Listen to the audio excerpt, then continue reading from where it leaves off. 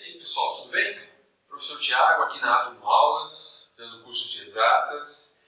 E hoje a gente vai continuar aquele assunto que a gente começou lá atrás com gases, né? Hoje nós vamos continuar falando de primeira lei da termodinâmica, na sequência máquinas térmicas e depois segunda lei da termodinâmica, ok? Bom, vamos continuar. Se você não viu o vídeo passado, seria interessante ver, né? Seria interessante ver toda a parte de gases para depois a gente começar com esse. Mas se você já tem um leve conhecimento sobre o assunto de gases, não vai fazer tanta falta assim. Vamos lá?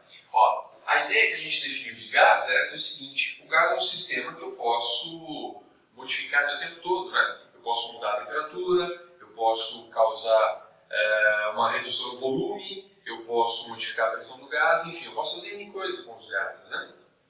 E aí como é que eu utilizo isso para que o gás possa fazer algo de útil para a gente? Veja, algo de útil para a gente poderia ser eu aquecer um gás até o ponto que ele consiga empurrar uma plataforma. Ele empurrar a plataforma, quer dizer, ele exercer uma maior pressão sobre aquela plataforma e empurrar aquela plataforma. Então eu estou transformando um tipo de energia em outro. Quer ver como dar uma olhada? Se eu estou aquecendo o gás, eu estou precisando queimar uma lenha, queimar um carvão, um gás ou qualquer coisa do tipo. Eu estou transformando uma energia química, ok? A combustão é um processo de transformação de energia química em calor, né, energia térmica, e o gás que está recebendo essa energia térmica está transformando ela em energia mecânica, porque se ele empurra uma plataforma, ele está aumentando a energia potencial dessa plataforma. Então veja que eu posso usar o gás como um transformador de energia. Por que não? Né? Então vamos pensar o seguinte: para que eu faça algum tipo de máquina com gás, eu preciso pensar em duas coisas. Três coisas, na verdade. Eu vou ter que fornecer a esse gás uma quantidade de energia. Como eu disse, pode vir lá da queima da madeira, da queima do gás, ou etc. Então, uma certa quantidade de energia vai entrar nesse gás e a gente vai representar pela letra Q. Que lá da calorimetria, esse Q seria a quantidade de calor, mas generalizando a quantidade de energia. Legal. O gás, ao receber essa quantidade de energia, obviamente que a temperatura dele deve aumentar, né? Ele deve sofrer um ganho de energia cinética nas suas moléculas. Portanto, a temperatura do gás deve aumentar. E se a temperatura do gás aumenta, a energia interna do gás aumenta. Então, eu posso verificar uma variação em sua energia interna. Veja que é uma variação, né? Porque provavelmente não, com certeza, esse gás já tinha alguma energia interna, ele já tinha alguma temperatura, já tinha alguma agitação. E, eventualmente, o gás pode fazer aquilo que eu mais desejo para ele, que é realizar um trabalho, empurrar alguma coisa. Então ele vai estar realizando um trabalho. Lembra que a gente já definiu o que é trabalho. Se você não lembra, assiste a videoaula anterior. Ótimo. Então, resumindo, o gás receberá energia de uma fonte externa, ok? A energia interna do gás pode ser que aumente ou não, mas essa é uma possibilidade da energia interna do gás aumentar, porque a temperatura dele vai subir. E, consequentemente, ele pode acabar realizando um trabalho. Como eu tenho que pensar na conservação de energia, né? Toda energia que entra tem que ter um destino, né? Toda energia que entra tem que sair, eu tenho que escrever a seguinte equação: é a quantidade de energia que o gás recebe, ou que ele perde, né? Ou seja, a energia que ele troca com o ambiente externo será igual à variação da sua energia interna mais o trabalho que ele realiza, ou que ele sofre. Na verdade, cada uma dessas variáveis pode ser positiva ou pode ser negativa. Vamos dar uma olhada. Vamos ter um quadrozinho de resumo para a gente aqui. Olha só. Se o gás está recebendo calor de uma fonte externa, esse Q vai receber um sinal positivo. Tudo bem? Se o gás perde energia para o ambiente externo, então aquele Q lá vai ser negativo. Ok? Q negativo. Bom, o gás, nesse processo, como eu disse, ele pode acabar tendo um ganho de temperatura. Se ele tiver um ganho de temperatura, o ΔU será positivo, o gás esquenta. Se nesse processo, por algum motivo, o gás diminuir a sua temperatura, então o ΔU passa a ser negativo, o gás esfria. Agora, em relação ao trabalho, né? A gente definiu que quando o trabalho é realizado pelo gás, isso é um valor positivo, né? Então, T positivo, o gás realiza trabalho, ou seja, ele sofre uma expansão. Por outro lado, o gás pode sofrer trabalho, né? Alguém pode vir e comprimir esse gás, e aí o trabalho será negativo. O gás sofre trabalho, ou seja, ele sofre uma com pressão, tudo bem? Todos esses processos, né, tudo que pode acontecer com o gás, a gente vai ver daqui a pouquinho, mas deixa eu mostrar um gráfico aqui só para tentar ilustrar o que pode estar acontecendo com o gráfico e como que eu misturo todas essas variáveis num único pensamento, legal? Olha só, vamos ter um gráficozinho PV, ok? Pressão versus volume, e eu fiz algumas transformações. Vamos ver se a gente lembra o nome de cada uma delas. Olha só, de 1 para 2, que tipo de transformação estou verificando ali? Bom, é uma transformação em que o valor de pressão permanece constante. Durante todo esse tempo, a pressão foi esse valor P aqui, ó, não mudou. Não vamos colocar números, vamos só pensar nas ideias. Então, de 1 para 2, houve uma transformação que a gente chama de isobárica, ok?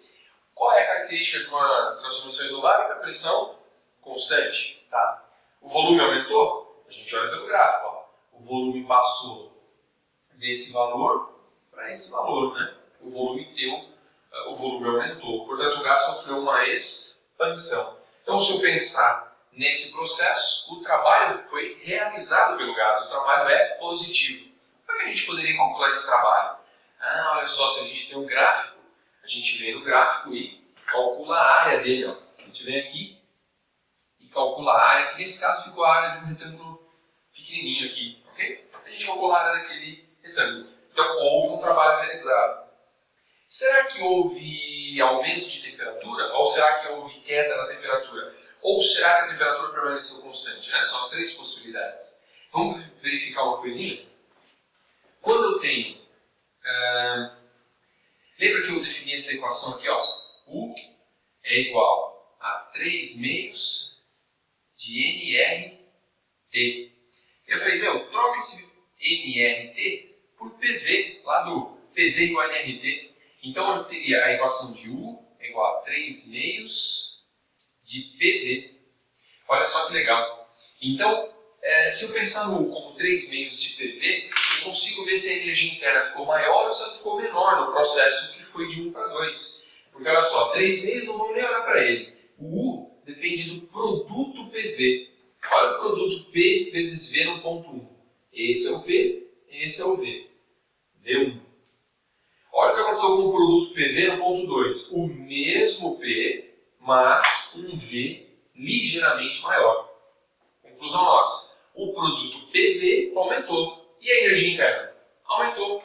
Esse é o resumo que a gente pode fazer. Então, de 1 para 2, a energia interna aumentou. E quanto vai valer o ΔU? Vai valer positivo. O ΔU vai ser positivo e esse gás esquentou nesse processo. Olha que a gente está tirando conclusões da temperatura do gás, olhando para um gráfico que fala da pressão e do volume. Nós estamos aferindo a temperatura, nós estamos tentando dizer o que está acontecendo com a temperatura. Claro que não dá para tirar valor da temperatura de dentro, mas dá para ter uma ideia do que está acontecendo com a temperatura. Então, de 1 para 2, a temperatura aumentou, o ΔU é positivo. Aí a gente pode até brincar com a primeira lei, né? Olha só. Se o ΔU, sem pensar em valores, tá? O gráfico não me traz valores por enquanto.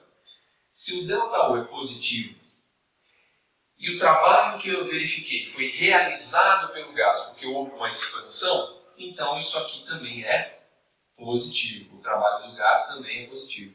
Logo, não tem como eu somar duas coisas positivas e não dar uma terceira coisa também positiva.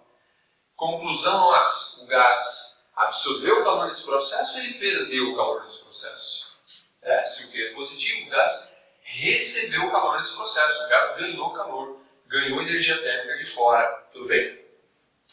Muito bem, vamos ver o trecho de 2 para 3? Olha só aquele trecho de 2 para 3. Aquela curva meio assim, parece uma hipérbole, né?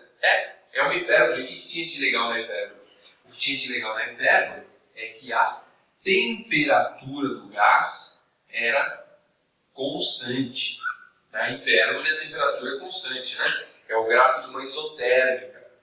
Bom, então já matamos a charada, porque se a temperatura fica constante, a temperatura em 2 e em 3 é a mesma. E se é a mesma, o U em 2 é igual ao U em 3. E, portanto, ΔU é igual a zero. Não é nem positivo nem negativo.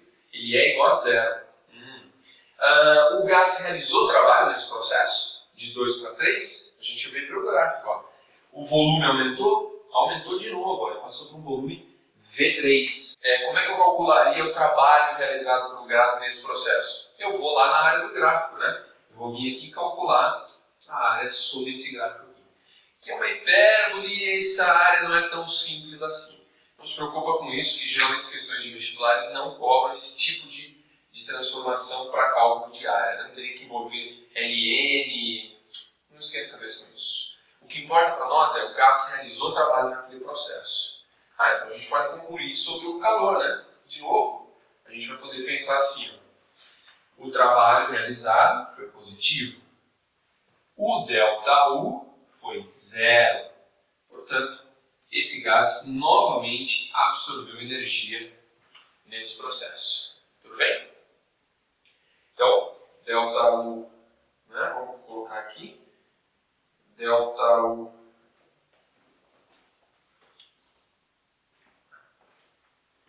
ok.